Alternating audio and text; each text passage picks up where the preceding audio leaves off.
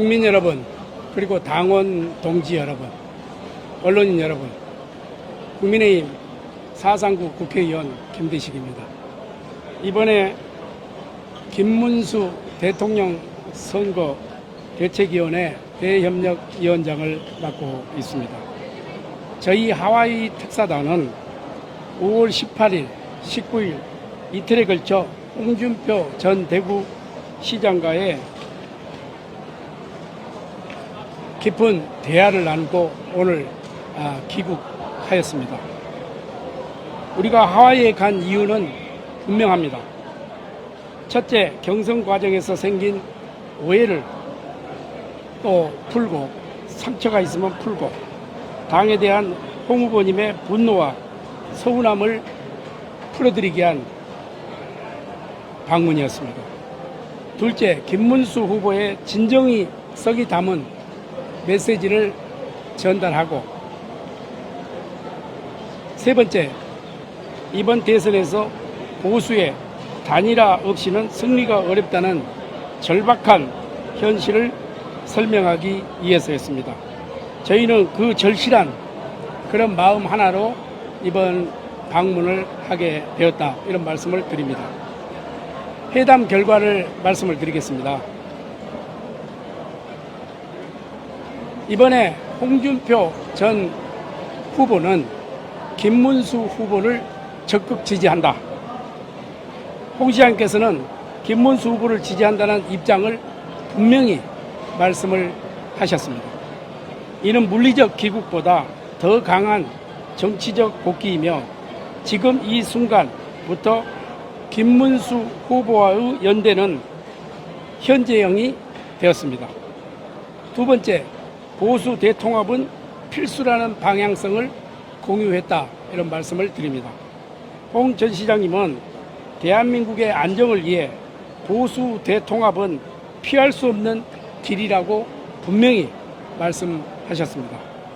우리는 분열보다 통합이 우선되어야 하고 정치 철학에서 손을 맞잡았다, 이렇게 말씀을 드립니다.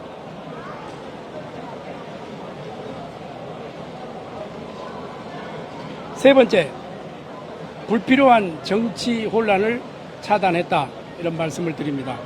민주당이 이적설 등으로 퍼지면서 일부 오해와 넥타이 해프닝 등의 정치적 개성에 대해 선을 긋고 혼선을 차단하였습니다. 또한 홍 시장님은 정치 포스팅을 우리가 가기 전부터 하지 않았지만은 앞으로 정치 포스팅은 더 이상 하지 않겠다, 이런 말씀을 하셨다, 말씀을 드립니다.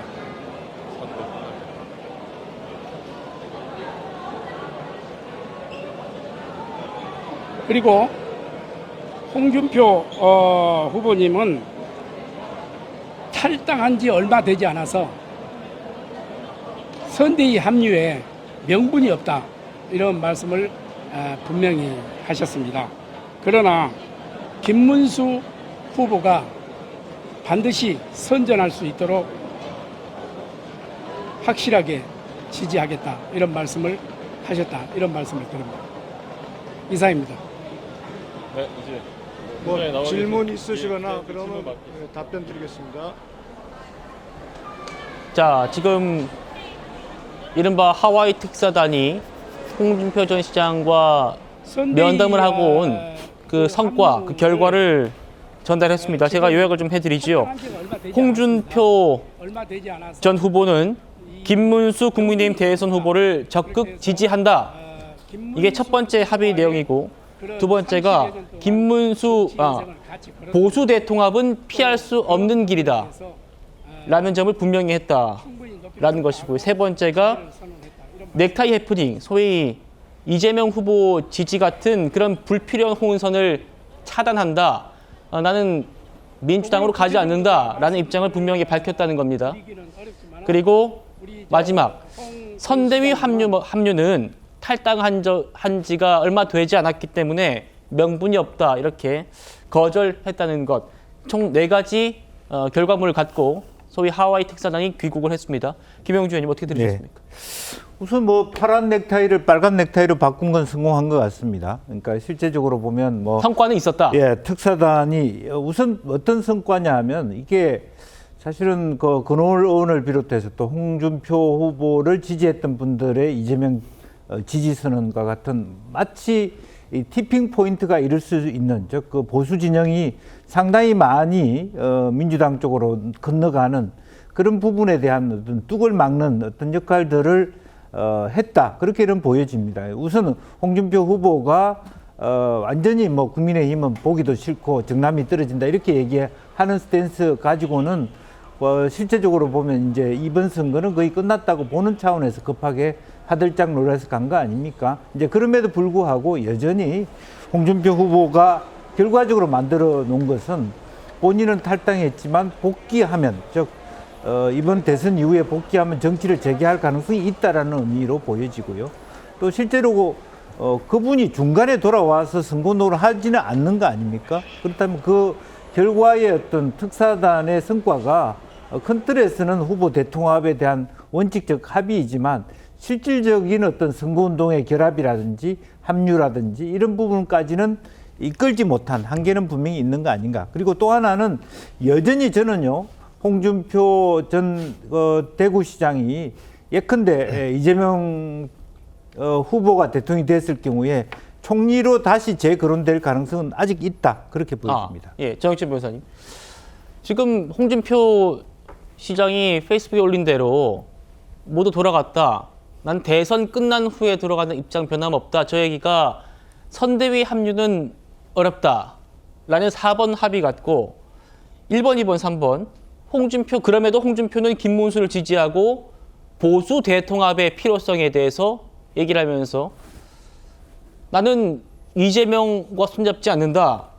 불필요한 혼선을 앞으로 차단하겠다. 이런 얘기를 했다는 겁니다. 이 정도는 뭐 1번, 2번, 3번까지는 성과라고 좀 볼 수 있습니까? 어떻게 바라보십니까? 글쎄요, 뭐 저런 게 성과가 되는지 안 되는지는 모르겠지만 저것이 지금 국민의힘의 현실이 아닌가 저는 그런 생각이 들고요. 예. 그다음에 홍준표 전 대구시장이 정계 은퇴한다라고 하고 탈당까지 하고 하와이까지 갔는데 그런데 다시 지금 돌아와가지고 이제 대선 13일밖에 안 남았는데 선대위에 합류한다라고 하는 것은 물리적으로 봐도 기대하기 어려운 것이 아니었는가. 그럼에도 불구하고 말이 특사단지 특사라고 하는 건 뭐 다른 나라 대통령 만나는 게 그게 특사지 자기 그 정당의 경선 후보 4강까지 올라갔던 사람을 하와이까지 가가지고 만나면서 그러면서 국민의힘 의원들이 스스로 특사단이라고 말하는 것 자체가 예. 저분들은 부끄러운 게 뭔지도 모르는 거 아닌가 저는 그런 생각까지 듭니다. 그렇기 때문에 그런데 그럼에도 불구하고 어떻게 하와이까지 갔는가. 저러다가 홍준표 후보가 이재명 후보를 지지하는 일까지 벌어지게 되면 그야말로 그거는 참사 아니겠는가. 그런 아주 긴급한 생각 때문에 갔던 것 같고요. 어쨌든 그러한 참사는 막은 것이 성과라면 성과 아니겠는가. 저는 그런 생각이 들고 그다음에 지금 뭐 열흘밖에 안 남았지만 지금부터라도 국민의힘이 열심히 해가지고 좀 모멘텀 같은 것들을 만들어야 되는 것이 아닌가. 저렇게 소극적으로 그렇게 하나하나 막았다 이게 성과다. 이런 이야기하면서 어떻게 대선에서 승리하겠다라고 이야기할 수가 있겠는가. 그런 생각도 듭니다. 알겠습니다.